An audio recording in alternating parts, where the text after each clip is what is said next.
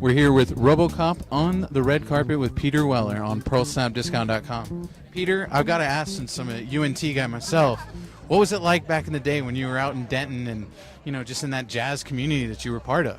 Man, you could walk around Texas, North Texas in those days, and, you know, jazz groups would be playing on front lawns, man. And it was just phenomenal. You know, you never know when they would crank up, and there were no beer halls or anything like that like there are now, you know. North Texas, that time Denton was a dry county, and subsequently in the weekends, sadly, we would rip the town apart until somebody wisely, after I left, realized, hey, you know, if you let them drink a beer now and again, it'll take the edge off of it, and it did.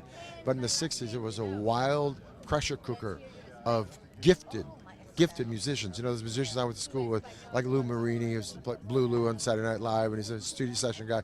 Bones Malone, Tom Malone, who's on the Letterman show. Bruce Fowler, who's essentially the chief orchestrator in Hollywood right now.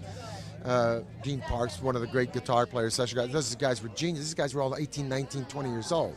And they were touring in the summertime with people like, you know, Stan Kenton, and, you know, on and on.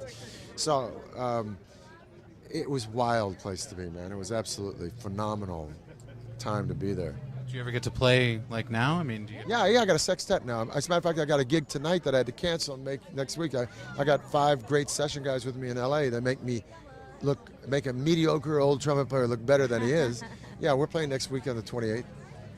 Well, I mean, do you mind if I ask also, I know that you study a lot and you teach, I mean, you lecture as well. What is it about education that you love so much? You know, education in one word is the modus. It's the highway to world happiness. If you have literate people, and I mean functionally literate, who can read and write their own name, and read a book, or even read Kindle, then they know that there's a world of opportunity out there for them. And if they're not educated, if they're not literate, they are the only opportunity, the only alternative is metaphorically the street, the nowheresville that's a dead end, you know, that's either in violence, drugs, hospitals, or death. And you want that, yes.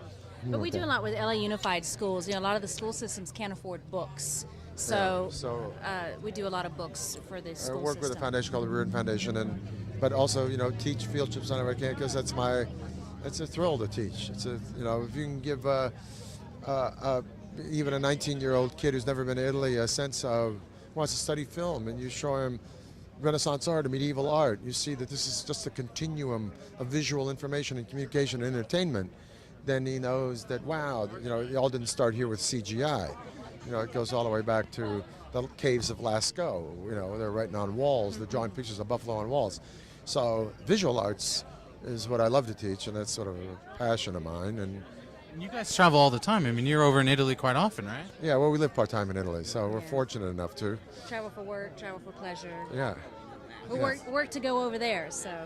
Italy's beautiful. It'll be my first trip. I appreciate the questions, and thank you for bringing this film 25th anniversary. It's beautiful. Pleasure. Pleasure being here. Wanted something different. That's Peter Weller on PearlSnapDiscount.com.